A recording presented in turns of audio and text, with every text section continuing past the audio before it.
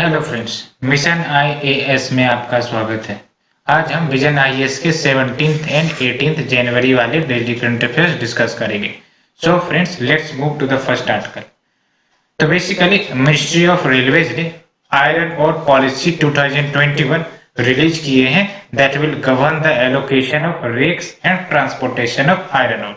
तो क्या ये पॉलिसी बात करती है, हम डिटेल से डिस्कस करेंगे।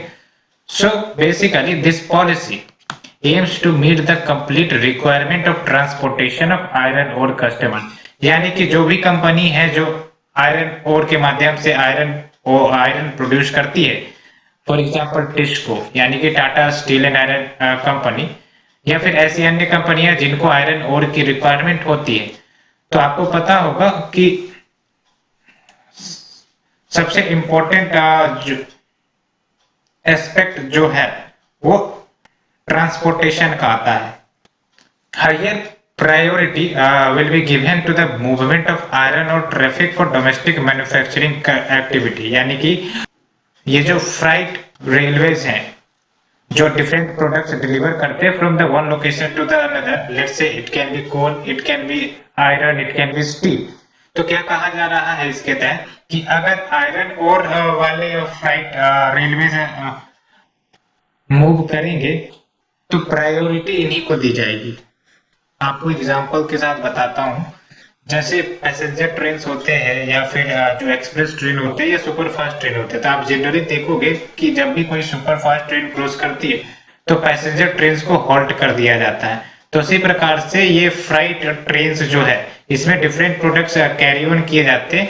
तो इस पॉलिसी में ये कहा जा रहा है कि आयरन और ले जाने वाले जो फ्राइट ट्रेन हो गए उनको प्रायोरिटी दी जाएगी as compare to the other products which are taken by the freight trains, so that domestic manufacturing activity को बूस्ट किया जा सके। This policy also provides total logistic support to steel industry so that they can meet the competitive challenges domestically and globally. Simply अगर कहे तो कोई भी products जब बनाए जाते हैं, मैन्युफैक्चर किए जाते हैं, खासकर जो आयरन प्रोडक्ट्स होते हैं, आयरन एंड स्टील प्रोडक्ट, तो उसमें जो प्रॉफिट मार्जिन है वो डिपेंड करेगी कि आपका ट्रांसपोर्टेशन कॉस्ट कितना कम है। फॉर एग्जाम्पल, अगर ट्रांसपोर्टेशन कॉस्ट आपका ज्यादा लग रहा है तो फिर डोमेस्टिक लेवल पर भी या फिर ग्लोबल लेवल पर भी आपके प्रोडक्ट्स कॉम्पिटिटिव नहीं होंगे, यानी कि मार्केट में आपके प्रोडक्ट बिकेंगे नहीं, because they will not be cheaper. तो अगर ट्रांसपोर्टेशन कॉस्ट कम हो जाता है एज वेल एज जो टाइम ऑफ डिलीवरी है प्रोडक्ट्स की या फिर आयरन ओर की वो कम हो जाती है, तो डेफिनेटली आपको एक एज मिलेगा to deal with the competitive challenges at the global level as well, so that you can not only fulfill the requirement of the domestic companies, you can also fulfill the requirement of the global companies. साथ ही साथ it provides boost to the core sector of the economy. तो core sector का मतलब ये होता है कि वैसे सेक्टर जो अन्य इंडस्ट्रीज की डेवलपमेंट में मदद करते हैं। भारत में कोर सेक्टर इंडस्ट्रीज को 8 टाइप में रखा गया है, जिसमें से फर्टिलाइजर इंडस्ट्री है, या फिर आपका सीमेंट इंडस्ट्री है, इलेक्ट्रिसिटी इंडस्ट्री है, या फिर आयरन एंड स्टील इंडस्ट्री है, और 4 और कौन से आप हमें कमेंट सेक्शन में बताइए। तो definitely it boost the core sector of the economy and also it helps in the countries economic growth. अब हम बात करें बेसिक की, तो बेसिकली आयरन ओर आपको पता है मेटालिक मिनरल रिसोर्सेज है, और ये second most important stream of traffic है रेलवेज का, and along with steel after coal. यानी कि अगर रेलवे जो फ्राइट ट्रेन चलाती है फॉर वेरियस प्रोडक्ट, सबसे ज्यादा ट्रैफिक आपका कोल सेक्टर का होता है, यानी कोल का जो डिलीवरी है from one location to another in terms of volume, वो काफी ज्यादा रेलवे करती है। सेकेंड नंबर पे ये आपका आयरन ओर आता है। That means they have to carry large volume of iron ore to the manufacturing companies जो डिफरेंट रीजन्स में डिस्ट्रीब्यूटेड है। और अगर आयरन के प्रोडक्शन स्टेटस की बात करें तो इंडिया फोर्थ लार्जेस्ट आयरन और प्रोड्यूसिंग कंट्री है। ये बिल्कुल याद रखना है, भारत पहला नहीं, ना कि दूसरा, बल्कि फोर्थ लार्जेस्ट आयरन और प्रोड्यूसिंग कंट्री है। और आयरन और माइंस जो होते हैं, माइंस यानी कि जहां एक्सट्रैक्शन किए जाते हैं आयरन और के, lies in close proximity to the coal field in northeastern plateau region of the country, which adds to their advantage. इससे पहले फ्राइट इक्विलाइजेशन पॉलिसी 1952 एग्जिस्ट करती थी, जिसके तहत क्या होता था कि अगर आयरन या स्टील या सीमेंट, ये सब जो कोर इंडस्ट्री वाले प्रोडक्ट है, इनको जब दूर डिस्टेंस तक यानी कि लॉन्ग डिस्टेंस ट्रांसपोर्ट किए जाएंगे, तो इसके लिए ट्रांसपोर्टेशन सब्सिडीज रेलवे के द्वारा प्रदान की जाती थी, so that regional development boost किया जा सके एंड बैलेंस्ड ग्रोथ प्रमोट किया जा सके। क्योंकि आपको पता होगा कि अगर लेट्स से कि ये जो आपका झारखंड रीजन है, यहाँ आपको आयरन रिसोर्सेस मिल जाएंगे, अगर ये जो रॉ मटेरियल्स है अगर ये दूर एरिया तक नहीं पहुंचते तो हो सकता है इस रीजन का डेवलपमेंट ना हो सकेगा, या फिर इस रीजन में नहीं पहुंच पाते हैं तो इस रीजन का भी डेवलपमेंट ना हो सकेगा। That was basically the aim of this giving long distance transportation subsidy।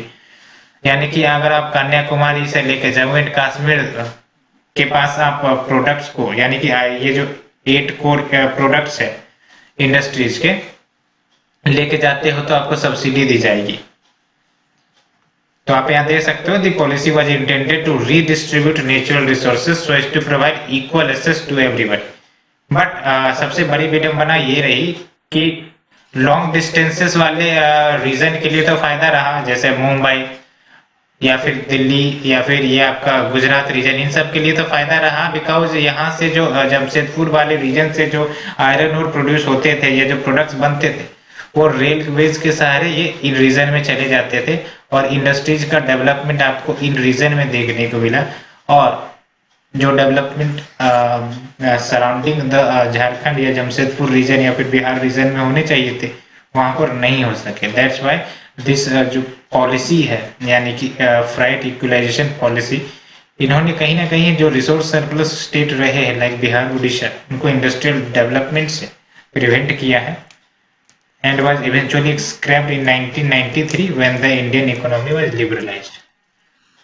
अगर मिनरल मैप के स्टेटस की बात करें तो वैसे तो कोई इंपॉर्टेंट यहाँ आपको रीजन का नाम नहीं दिया है, और यूपीएससी जनरली स्टेट के नाम ना पूछकर रीजन एसोसिएटेड नेम्स पूछती है, तो इससे बेटर होगा कि आप एटलस में इन रिसोर्स रिच रीजन्स को आप मैप पॉइंटिंग के लिहाज से मार्क कर ले। Let's move to the next article friend. It is about PM has announced 1000 crore Startup India Seed Fund at Prarambh Summit. That is a Startup India International Summit. तो basically प्रारंभ summit organise की गई थी, that was startup India international summit, department for promotion of industry and internal trade.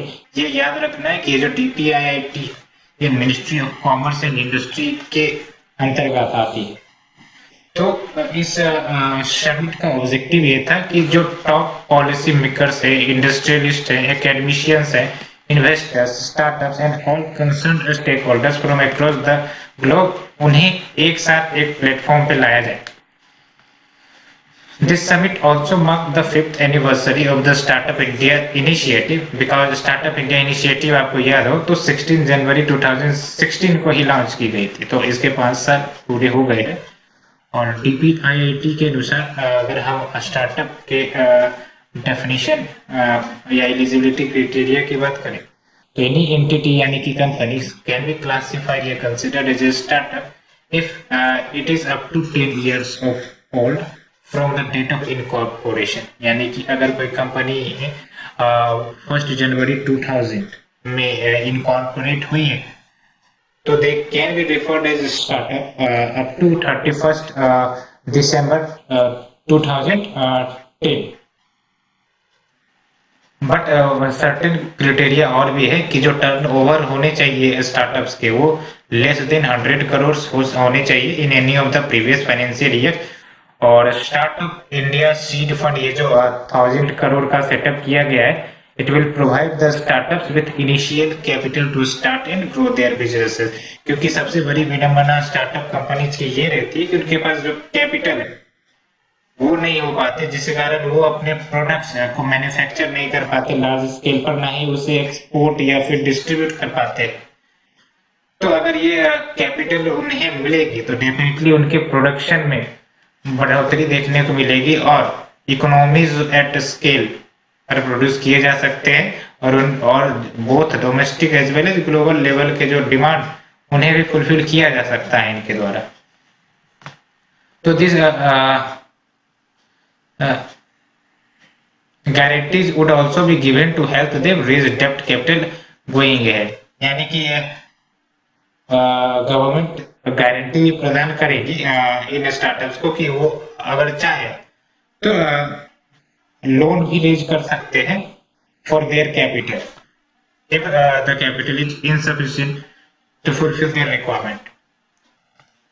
Funds can be avail by startup through selected incubators across India. यानी कि जो selected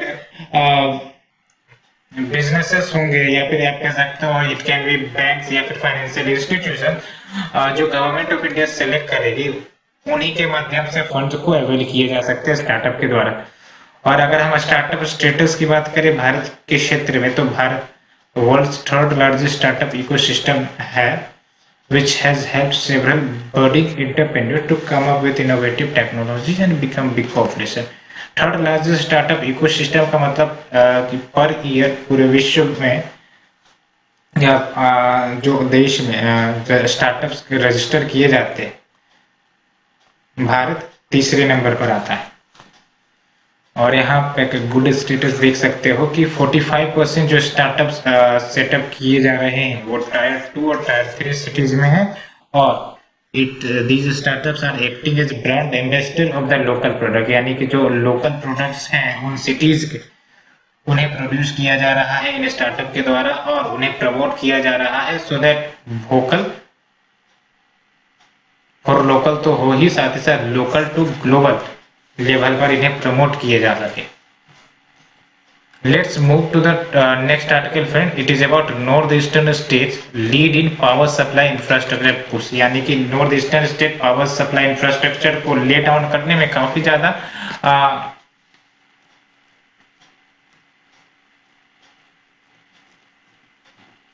speedy work कर रही है। तो बेसिकली सेंटर का फ्लेक्सिक प्रोग्राम है एक इंटीग्रेटेड पावर डेवलपमेंट स्कीम। इस स्कीम के तहत जो नॉर्थ ईस्टर्न स्टेट्स है उन्होंने 90% कंप्लीशन जो ऑब्जेक्टिव है इस स्कीम के उसे फुलफिल कर लिया है जब जनवरी 2021। तो अच्छी न्यूज है। अगर हम बात करें आईपीडीएस की यानी कि इंटीग्रेटेड पावर डेवलपमेंट स्कीम की, तो इसे मिनिस्ट्री ऑफ पावर के द्वारा लॉन्च किया गया था 2015 में for improving electricity infrastructure in urban areas along with smart meters and IT systems power supply में इंट्रोड्यूस किए जा सके, इसके लिए ये स्कीम लॉन्च किया गया था। अगर हम ब्रॉडर ऑब्जेक्टिव की बात करें इस स्कीम की, तो बेसिकली टू स्ट्रेंथन सब transmission and distribution network in the urban area. यानी कि जो अर्बन एरियाज में इलेक्ट्रिसिटी डिस्ट्रीब्यूशन नेटवर्क है उसे स्ट्रेंथन किया जा सके along with metering of distribution transformer या फीडर्स या कंज्यूमर्स इन अर्बन एरिया। यानी कि जो भी इलेक्ट्रिसिटी कंज्यूमर्स तक पहुंचते हैं या फिर ट्रांसफार्मर्स लेवल पर अवेलेबल है, वहां मीटरिंग का कंसेप्ट लाया जाए। मीटरिंग का मतलब आपको पता ही है कि जितना आप कंसेप्ट करोगे वो रिकॉर्ड होगा, आपको बेसिकली पे करने होते हैं। IT enablement of distribution sector. यानी कि जो डिस्ट्रीब्यूशन कंपनीज है जो इलेक्ट्रिसिटी डिस्ट्रीब्यूट करते हैं उन्हें आईटी इनेबल या टेक्नोलॉजिकल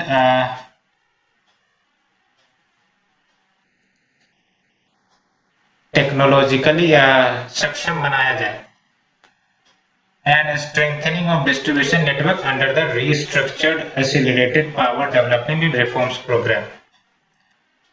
अगर हम बात करें क्या बेनिफिट होंगे इस स्कीम के, तो this scheme will help in reduction of AT and C cost. AT and C cost का मतलब हुआ aggregate technical and commercial losses, यानी कि लेट्स से कि बिजली चोरी का केस है या फिर जो बिल पेमेंट है वो टाइमली नहीं किए जाते हैं, this all comes under AT and C को लॉसेस। तो it will help in reduction in AT&C losses, establishment of IT enabled energy accounting या auditing system, so that accountability transparency reflect हो distribution companies की, and improvement in billed energy based on metered consumption and improvement in collection efficiency। तो अगर हम बात करें IPDS की, तो बेसिकली सेंट्रल का जो शेयर है आईपीडीएस में वो 60% है जो इस प्रोजेक्ट कॉस्ट को कवर करती है। ग्रांट का मतलब बता दूं फ्रेंड्स कि बेसिकली जब भी कोई कंपनी लेट्स से या फिर कोई इंस्टीट्यूशन या गवर्नमेंट ग्रांट देती है, तो जिसे भी ग्रांट दिया जाएगा उसे रिटर्न करने की कोई ज़रूरत नहीं होती। यानी कि अगर वर्ल्ड बैंक ग्रांट देता है इंडिया को, तो इंडिया को उसे रिटर्न नहीं करने पड़ेंगे। सिमिलरली ये जो ग्रांट आईपीडीएस स्कीम के तहत दिए गए हैं स्टेट गवर्नमेंट को 60%, उन्हें वापस लौटाने नहीं होंगे, और 40% जो प्रोजेक्ट कॉस्ट है वो स्टेट बियर करेगा। और अगर हम स्पेशल कैटेगरी स्टेट्स की बात करें जिसमें नॉर्थ ईस्ट आ जाते हैं, तो 85% जो कॉस्ट है वो सेंट्रल गवर्नमेंट बियर करेगी। Other power related schemes north eastern region में क्या चल रहे हैं अगर इसकी बात करें, तो north eastern region power system improvement project है जिसके तहत इंट्रा स्टेट ट्रांसमिशन यानी कि transmission with in the state and distribution infrastructure इसको स्ट्रेंथन किया जाएगा in the north eastern region, along with comprehensive scheme for strengthening of transmission and distribution in Arunachal Pradesh and Sikkim। Let's move to the next news friends. तो basically central government plan कर रही है कि bank investment company create कर दिए जाए for bank recapitalisation. तो basically अगर हम बैंक इन्वेस्टमेंट कंपनी की बात करें, तो सबसे पहले आप बैंक रिकैपिटलाइजेशन के बारे में जानिए। बैंक रिकैपिटलाइजेशन का मतलब हुआ कि जब भी गवर्नमेंट यानी कि government of India public sector bank में कैपिटल इन्फ्यूज करती है, so that these banks can meet the जो सर्टेन रिक्वायरमेंट्स होते हैं, लेट्स से कि कैपिटल एडिक्वेसी नॉर्म्स यहाँ आप देख सकते हो या फिर बासेल नॉर्म्स, तो इन सब रिक्वायरमेंट को फुलफिल करने के लिए एडिशनल कैपिटल की जरूरत होती है। तो उसके लिए government of India recapitalisation programme चलाती है। इससे पहले भी गवर्नमेंट ऑफ इंडिया ने बैंकों को रिकैपिटलाइजेशन के तौर पर मनी दिए हैं। तो अब ये रिकैपिटलाइजेशन के लिए गवर्नमेंट कहाँ से पैसे लेकर आती है, तो आपको पता होगा कि गवर्नमेंट बेसिकली डिफरेंट इंस्ट्रूमेंट्स का इस्तेमाल करती है, जिसमें या तो वो बॉन्ड इश्यू कर सकती है या फिर शेयर इश्यू करके वो पैसे एक्वायर करेंगे इन्वेस्टर से, और बदले में ये बैंकों को प्रदान करेगी एक कैपिटल के फॉर्म में, सो दैट जो नॉर्म्स है उसे फुलफिल किया जा सके इन बैंकों के द्वारा।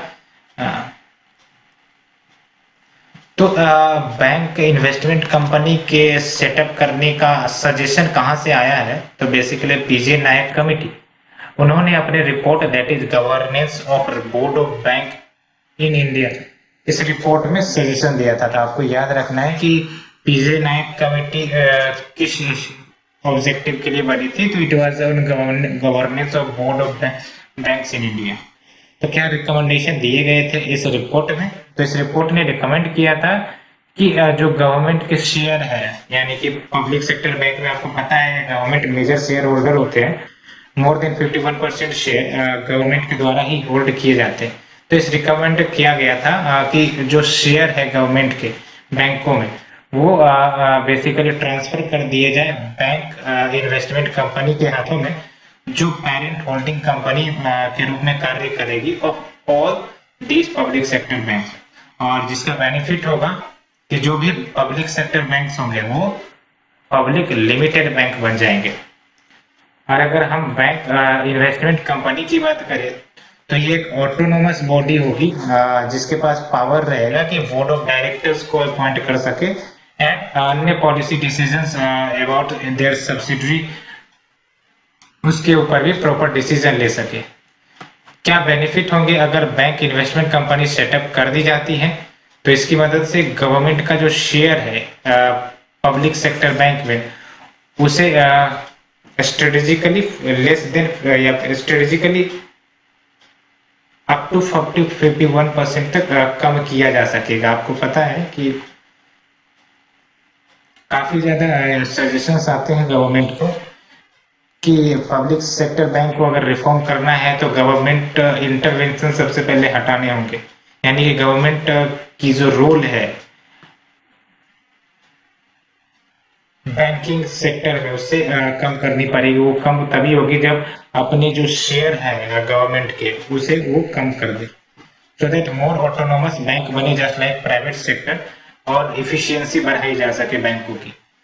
सो इस बैंक इन्वेस्टमेंट कंपनी के माध्यम से जब शेयर ट्रांसफर कर दिए जाएंगे इन्हें, तो definitely it will help in ensuring that government stakeholder reduce हो जाए up to 51%. With this in place, the dependence of public sector bank on government support would come down and ease fiscal policy to fiscal pressure. तो definitely अगर bank investment company basically अगर existence में आती है तो ये जो public sector bank recapitalisation के लिए जो गवर्नमेंट के सपोर्ट पर डिपेंडेंट होते हैं तो वो नहीं होगा। और एक बेनिफिट जो गवर्नमेंट को होगी कि जो एक्सेस रेवेन्यू जो गवर्नमेंट को आते हैं या फिर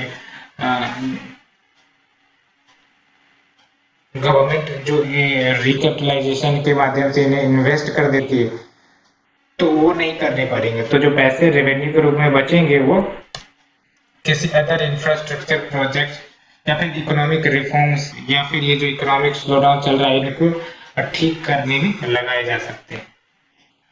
तो इससे पहले भी आरबीआई ने एक कंसर्न रेज किया था over the issuance of zero coupon bond. अब ये जीरो कूपन बॉन्ड जो गवर्नमेंट इशू की थी for recapitalisation of public sector में, मैंने आपको बताया कि रिकैपिटलाइजेशन के लिए गवर्नमेंट को भी पैसे चाहिए और गवर्नमेंट को पैसे चाहिए तो गवर्नमेंट बॉन्ड्स इश्यू कर सकती है, शेयर इश्यू कर सकती है।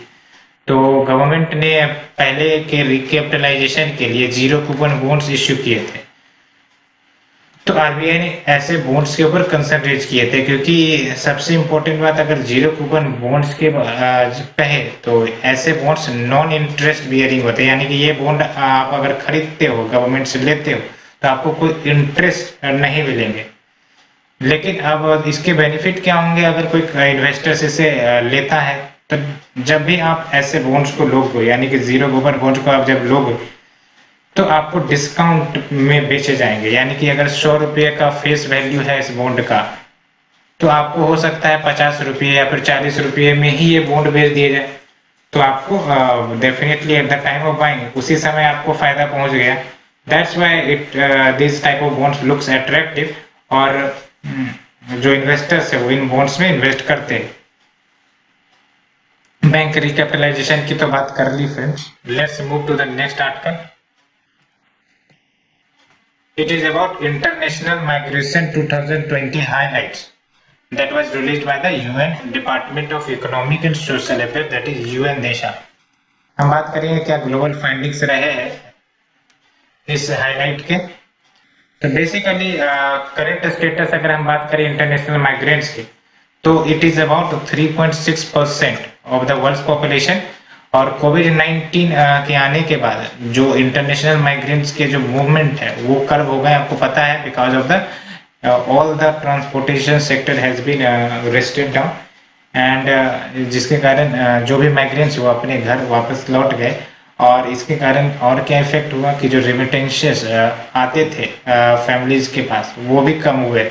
रिमिटेंसेस की बात अगर कहे तो बेसिकली सिंपल टर्म है कि अगर कोई व्यक्ति लेट्स से इंडिया का कोई व्यक्ति है वो कोई दूसरे देश जाता है, लेट्स से अमेरिका, वहां पे वर्क करता है और वहां पे उनको अर्निंग होती है और वो चाहता है कि कुछ पैसे वो इंडिया में भेजे जाए, उनके फैमिली के पास भेजे जाए। तो अगर वो पैसे इंडिया में भेजे जाते हैं अपने फैमिली के पास थ्रू लीगल मीन्स, तो जो पैसे रिसीव होंगे गवर्नमेंट को या फिर फैमिली को, और एज एन तो उसे रेमिटेंस कहा जाता है। तो डेफिनेटली जब माइग्रेंट्स अपने घर आ गए हैं तो रेमिटेंस तो लॉस होंगे ही होंगे। As of 2020, 65% of all international migrants worldwide high income countries में रहते थे, तो ये स्टेटस है। और मेजोरिटी ऑफ इंटरनेशनल माइग्रेंट्स के अगर ओरिजिन लोकेशन की बात करें तो मिडिल इनकम कंट्रीज थे। Europe largest number of international migrants all over the world host करता है, 2020 का ही डाटा है। और उसके बाद जो सेकेंड नंबर पर है जो largest number of international migrants को होस्ट करता है वो है नॉर्थ अमेरिका, यानी कि first is Europe, then it is North America. 2020 में women and girls 48% of all international migrants comprise करती थी। तो काफी अच्छी न्यूज है, क्योंकि महिलाएं भी कहीं ना कहीं इंडिकेट कर रही है कि वो एजुकेशन पर्पज से या फिर वर्क पर्पज से वो एक देश से दूसरे देश भी शिफ्ट हो रही है। Most of the world refugee का मतलब ये हुआ कि लेट्स से कि किसी एक देश ने उनको देश निकाला कर दिया हो। It can be due to climatic factor और by the police action, just like Rohingya refugee crisis आप देख सकते हो। तो क्या कहा जा रहा है कि most of the world's refugees are hosted by low and middle income countries. Recent year में growing number of countries has focused on providing options for safe and orderly regular migration. तो अच्छी बात है, रिसेंट ईयर्स में जो भी countries है उसकी संख्या बढ़ते हुए दिख रही है, जो माइग्रेंट्स हैं उनको सेफ, ऑर्डरली और रेगुलर माइग्रेशन प्रदान करते हैं। हम भारत से जुड़ा क्या फाइंडिंग है, तो सबसे बड़ी फाइंडिंग तो यही है कि जो इंडियन डायस्पोरा है, यानी कि the Indians which are living abroad, वो लार्जेस्ट है वर्ल्ड में विथ 1.8 करोड़ पीपल आउटसाइड रह रहे हैं देयर होमलैंड इन 2020। और यूएई, यूएस, सऊदी अरबिया ये लार्जेस्ट नंबर ऑफ माइग्रेंट्स को होस्ट करते हैं from India. Migration from India जो होता है वो largely driven by labour and family reasons. Force displacement के इश्यूज बहुत ही कम है, आप देख सकते हो 10% अबाउट जो है वो फोर्स डिस्प्लेसमेंट के कारण माइग्रेशन होते हैं। इंडियन डायस्पोरा प्रिडोमिनेंटली पीपल जो वर्क करने वाले हो सकते हैं या फिर स्टूडेंट्स भी इंडियन डायस्पोरा के कंपोजिशन में आते हैं, people who move for family reason. So friends, let's move to the shorter news. It is about G7 countries. तो क्या कंटेक्स्ट है, तो यूके प्राइम मिनिस्टर ने इंडियन प्राइम मिनिस्टर को यूके इनवाइट किया है to attend G7 summit in June this year. तो बात करते हैं G7 की, तो ये इंटर गवर्नमेंटल ऑर्गेनाइजेशन है। 1975 में ही इसे कंस्टिट्यूट किया गया था बाय द टॉप इकोनॉमीज, यानी कि विश्व के जो टॉप इकोनॉमीज है उन देशों के द्वारा ये ऑर्गेनाइजेशन कंस्टिट्यूट किया गया था as an informal forum to discuss the pressing world issue. याद रखना है, to discuss pressing world issue, चाहे वो ग्लोबल इकोनॉमिक गवर्नेंस हो, इंटरनेशनल सिक्योरिटीज वगैरह इशू हो या फिर एनर्जी पॉलिसी। G7 कंट्रीज में कौन से देश शामिल होते हैं इसे आपको याद रखना है। US, UK, France, Germany, Italy, Canada, Japan, आप देख सकते हो ना चाइना है, ना इंडिया, ना पाकिस्तान, ये सब यूरोपियन और अमेरिकन कंट्रीज है। एशिया के भी कोई देश, यहाँ एक ही देश है एशिया का, सिर्फ जापान, ये आपको याद रखना है। G7 इसको पहले G8 कहा जाता था बिकॉज रशिया भी शामिल था, लेकिन रशिया को सस्पेंड कर दिया गया 2014 में। G7 that's why came into being after Russia illegally annexing the Crimea. Let's move to the next article. It is about innovation in science pursuit for inspired research. तो क्या context है, तो recently inspired faculties fellow engineering वो basically explore कर रही है possibility to produce heat tolerant varieties resulting in improved grain yield. तो आपको पता है कि ग्लोबल वार्मिंग के कारण जो टेम्परेचर है वो राइज हो रहा है, तो ऐसे में जो क्रॉप्स है उनको भी टॉलरेबल बनाने पड़ेंगे। तो कंटेक्स्ट यही है कि इंस्पायर फैकल्टी फेलोज इंजीनियरिंग वो बेसिकली एक्सप्लोर कर रहे हैं कि हीट टॉलरेंट वीट वेराइटीज को प्रोड्यूस किया जाए। बात करते हैं हम इंस्पायर स्कीम की, जो काफी ज्यादा इम्पोर्टेंट है। तो एक इनोवेटिव प्रोग्राम है which are sponsored and manage by department of science and technology, so that talent को अट्रैक्ट किया जा सके साइंस फील्ड में। तो its objective is to communicate to the youth creative pursuit of science, है ना। तो जो क्रिएटिव परस्यूट है साइंस का, उसे यूथ को एक प्रकार से अट्रैक्ट किया जाए, so that they can study the science at an early stage, they can grasp science at an early stage. और इंस्पायर के 3 कंपोनेंट है, ये याद रखना है। Scheme for early attraction of talent, scholarship for higher education, assured opportunity for research careers. Let's move to the next article, it is about gucchi mushroom. Gucchi को morel भी कहते हैं। तो क्या कंटेक्स्ट है, तो recently geographical indication tag sought किए गए हैं, यानी कि लेने की मांग की गई है फॉर द गुच्ची। तो हम बात करेंगे इसी के बारे में। तो ये कॉस्टलीस्ट मशरूम है, ये आप देख सकते हो, one of the costliest mushroom. क्या कॉस्ट है आप देख सकते हैं यहाँ पे 20,000 20,000 पर केजी इसका कॉस्ट है इन द वर्ल्ड। और ये जम्मू एंड कश्मीर के डोडा डिस्ट्रिक्ट में ग्रो करता है। तो इसे याद रखना है आपको, जम्मू एंड कश्मीर के डोडा डिस्ट्रिक्ट में ये ग्रो होता है। इट ग्रोज विल्ड, यानी कि जंगल, इसको कोई ग्रो नहीं करता, बट इट ग्रोज विल्ड और collected manually by local farmers and tribals. अब इतने ज्यादा कॉस्ट होने के क्या कारण है, तो ऐसा कहा जाता है इसके मेडिसिनल और एंटी इन्फ्लेमेटरी प्रॉपर्टीज होते हैं, और ये temperate forest of the Doda district में मिल जाते हैं। अन्य जो जम्मू एंड कश्मीर से बिलोंग जीआई टैग से, तो आप देख सकते हैं Kashmir paper mache, Kashmir walnut, woods carving, खत्म मड, Kashmiri hand knotted carpet, Kashmiri saffron, ये याद रखना है। कानी शावर, ये याद रखना है आपको। और ये जो कंटेक्स्ट न्यूज में है इसे आप याद रखना, तो ये 3 नाम आप याद रखिए। जो नेक्स्ट न्यूज है हमारा वो है प्लेसेस न्यूज, यानी कि सबसे पहला आप सुलेवेसी आइलैंड को देख लो। तो ये जब भी कोई प्लेसेस न्यूज से जुड़ा इंफॉर्मेशन आता है, तो सबसे पहले आप मैप ओपन करके उस लोकेशन को आइडेंटिफाई करिए। फॉर एग्जाम्पल सुलेवेसी आइलैंड, तो you should open the map and see where it is. तो आप देखोगे कि इंडोनेशिया का जो मेन बिग आइलैंड है उसके जस्ट नीचे आपको सुलेवेसी आइलैंड मिल जाएंगे। और कंटेक्स्ट क्या रहा है, तो यहाँ पर अभी अर्थक्वेक आया था, और सुलेवेसी के बारे में हमने चर्चा भी किया था कि यहाँ पे famous cave 20 which dates back to more than 45,000 years ago का भी मिलता है। The next news is about Semeru volcano, और इसको हम ग्रेट माउंटेन के भी नाम से जानते हैं, और ये हाईएस्ट वोल्केनो है and one of the most active volcano है। कहाँ पर ये सिमेरू वोल्केनो, तो जावा इंडोनेशिया, और यहाँ पे अभी वोल्केनो इरप्ट हुए हैं, that why it is in news. The next news is about central adoption resources authority.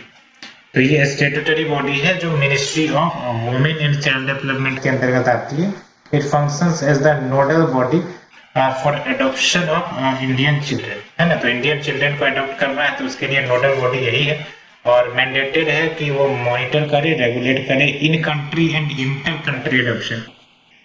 तो जो CARA है, it deals with inter country adoption, और वो जो क्या पॉलिसीज या फ्रेमवर्क होती है इंटर कंट्री एडॉप्शन के लिए, it is govern according to Hague convention which is on inter country adoption 1993 में लाया गया था, और इंडिया ने इसे रेटिफाई भी किया।